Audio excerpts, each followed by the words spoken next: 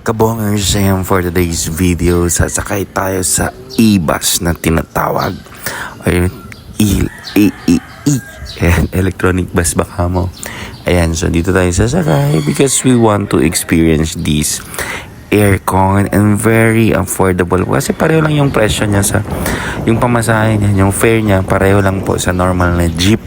So 20 pesos from City Hall going to IBT Divisoria. So for this reason, bakit na tayo dito, di ba? Hindi ko nga namalayan na Divisoria na pala.